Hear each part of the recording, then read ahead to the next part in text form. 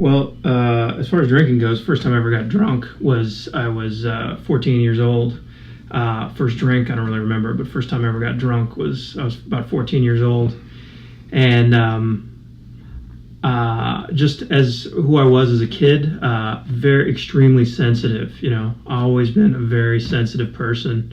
Growing up, it was really tough to deal with that sensitivity. Because, well, boys are not supposed to be sensitive. You're supposed to be tough and take no bullshit from anybody. When I started drinking as a teenager, I learned that wall came down, that it numbed that sensitivity to the world around me. It opened me up. I felt like it was opening me up to my emotions. It allowed me to communicate with other people as I thought they wanted me to communicate to them. As time went on, I learned that the way that you make friends is you drink. Friends equal alcohol. When you make new friends, whether they're just drinking buddies or people that you have lasting friendships with, you establish those relationships by drinking and partying. When I had girlfriends, alcohol was always involved. It allowed me to emote. It allowed me to feel those feelings that I wasn't supposed to feel all the time. I wound up getting married when I was 28. How did you meet her? I met her. We both worked at the same grocery store. By the time I was married, yeah, I did drugs occasionally, but it wasn't. It was mostly the drinking.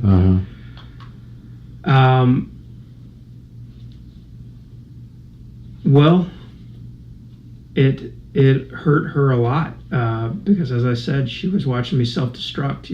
She was watching me do this thing that I could not stop. I couldn't set it aside. She saw me try to set the drink aside many, many times, and I just couldn't do it. I would always go back to it.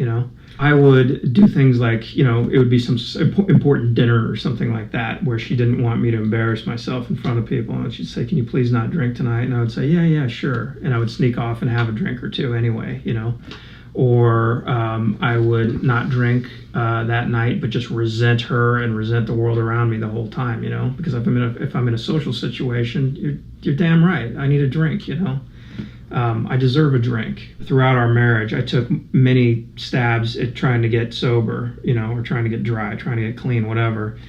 And it never took, because I never really wanted to get sober. The way that I look at it now is I had one foot in the sober world and one foot in the drunk world. I hadn't done enough damage to myself. I hadn't done enough damage to the world around me, enough damage to the people that I love yet, to see how I can't keep doing this. I still thought that there were enough benefits to drinking, Do you miss it?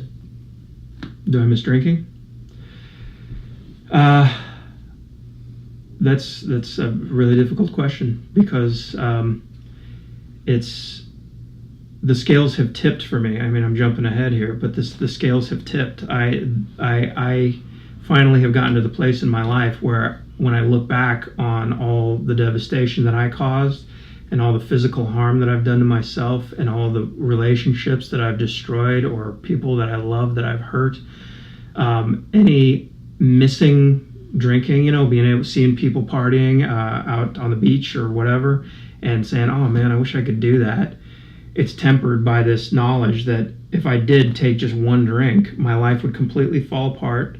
I would fuck people over. I would hurt people. I would hurt myself. I would be back in that utterly just bleak, dark place that I don't ever want to go back to again. I'm getting my life together. I'm on my way to feeling like I'm living for something larger than just myself. It's not all about me anymore. It's only 95% about me anymore. But I'm learning that there's a reason that I'm here. There is a big reason that I was put here on this planet. All I can say is just reach your hand out. Just reach your hand out, and I guarantee you somebody is going to take your hand, and they're going to help.